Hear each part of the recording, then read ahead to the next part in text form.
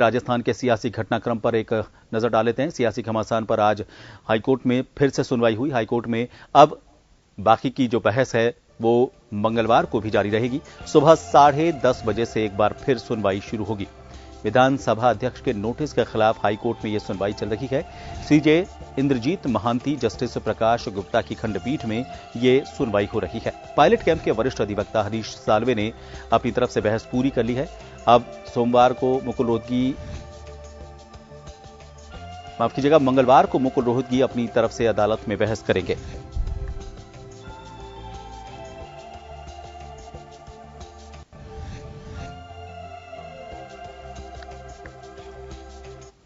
और इस खबर पर ज्यादा जानकारी लेंगे। जयपुर से हमारे वरिष्ठ संवाददाता विवेक शर्मा जुड़े हुए हैं। विवेक, आज दिन भर की अगर बहस की बात करें तो किस तरह की दलीलें रखी गई दोनों पक्षों की तरफ से, और कल सुबह 10:30 बजे तक के लिए टालने की क्या वजह है? क्या किसी की अभी बहस बाकी है? पायलट समेत तमाम जो 19 विधायक थे उनकी याचिका पर हाईकोर्ट में आज सुनवाई हुई है। और हाईकोर्ट में सुनवाई के दौरान इस पूरे मामले को लेकर लगभग तीनों पक्षों की ओर से बहस पूरी हो चुकी है। सुनवाई के पहले दिन जहां सचिन पायलट से तमाम विभागीय विधायक थे, उनकी ओर से वरिष्ठ अधिवक्ता मुकुल रोहतगी और हरीश साल्वे ने पक्ष रखा था। और जो विधानसभा अध्यक्ष डॉक्टर सीपी जोशी की ओर से नोटिस जारी किए गए थे, कारण बताओ नोटिस जो जारी किए गए थे, उन नोटिसों का उन्होंने विरोध किया कि नोटिस जो है असंवैधानिक है।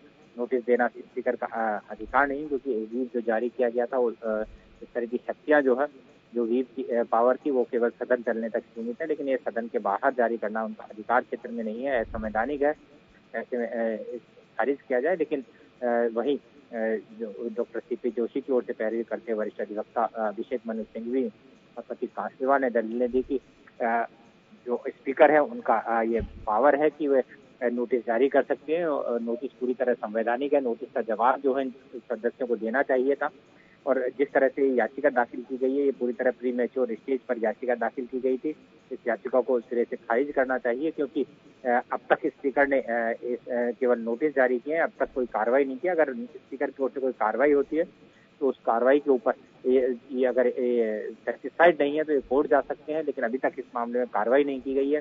साथ ही ये भी कहा गया कि तमाम जो विधायक हैं, 19 विधायक, ये एकजुट है, यूनिटी बनाकर इन्होंने याचिका पेश की है। अगर बैठक में नहीं जाने के का कोई कारण थे, सबके अलग अलग कारण होते और ये उसका अलग अलग जवाब देते, तो ये माना जा सकता है कि स्पीकर भी तमाम जो 19 विधायक हैं इनके कारण देकर अलग अलग कार्रवाई इन विधायकों पर होती। लेकिन जिस तरह से तमाम विधायक एकजुट है, ऐसे लगता है कि एक मत है और पार्टी संतुष्ट नहीं है, पार्टी से अलग लाइन पर ही जा रहे हैं, तो इनकी सदस्यता जो है क्यों न खत्म कर दी जाए। तो अभिषेक मनु सिंघवी और प्रतीक कांसलीवाल ने यही पक्ष रखे। तो मुख्य सचेतक महेश जोशी की ओर से भी अधिवक्ताओं ने कहा कि नोटिस जो जारी किए गए हैं वो पूरी तरह लीगल है। नोटिस जारी करना स्पीकर का अधिकार है। इन तमाम जो विधायक 19 विधायक थे, पायलट से 19 विधायकों को जो है व्हीप जारी किया गया था, इन्हें बुलाया गया था, लेकिन ये दोनों बार बैठकों में शामिल नहीं हुए। तो ऐसे में लगता है कि ये पार्टी लाइन से अलग है और बगावती सुर इनके देखे जा सकते हैं। और जिस तरह से मीडिया में जो खबरें आई है वो भी इनके खिलाफ ही, तो ऐसे में एक्शन लिया जा सकता है। अब तीनों पक्षों की ओर से जो है मुख्य दलीलें पूरी हो चुकी है। अब कल सुबह फिर जो है हाईकोर्ट मुख्य न्यायाधीश की खंडपीठ इस मामले को लेकर सुनवाई करेगी और अपने तीनों पक्ष जो है अपने मोटी मोटी दलीलें एक बार फिर रख सकते हैं।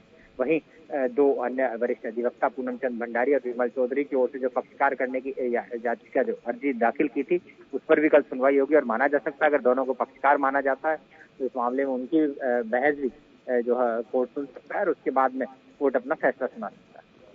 बहुत बहुत शुक्रिया विवेक पूरी जानकारी के लिए। तो अपनी अपनी तरफ से काफी बहस की गई है और अपने वजह को पुख्ता करने के लिए कई दलीलें पेश की गई हैं। कुछ दूसरे इसी तरह के जो फैसले रहे हैं दूसरे राज्यों के विधानसभाओं के, उनको लेकर क्या कोर्ट का फैसला रहा है, उनको नजीर के तौर पर यहां सामने रखा गया।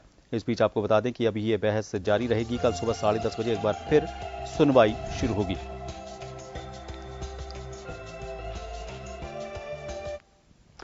इस बीच मुख्यमंत्री अशोक गहलोत और आक्रामक नजर आए। गहलोत सचिन और बीजेपी पर सीधे हमले करते नजर आए।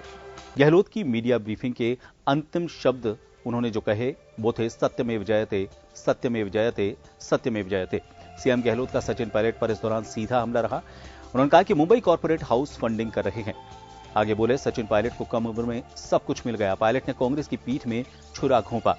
पायलट नकारा और निकम्मे अध्यक्ष हैं, यह कहना था मुख्यमंत्री अशोक गहलोत का। उन्होंने कहा कि देश के इतिहास में ऐसा पहली बार हुआ है कि किसी पार्टी का प्रदेशाध्यक्ष अपनी ही सरकार गिराने की साजिश करते हुए बेनकाब हुआ है। सचिन पायलट ने प्रदेशाध्यक्ष रहते हुए सरकार गिराने की साजिश रची। बीजेपी के साथ मिलकर राजस्थान कांग्रेस अध्यक्ष ने सरकार गिराने की ये कोशिश की। उन्होंने कहा कि सचिन पायलट गुट की पैरवी लंदन में बैठे वकील कर रहे हैं। एक बहस के 50 लाख रुपए फीस लेते हैं पायलट गुट के वकील। पायलट गुट के दूसरे वकील एक बहस के 40 लाख रुपए लेते हैं।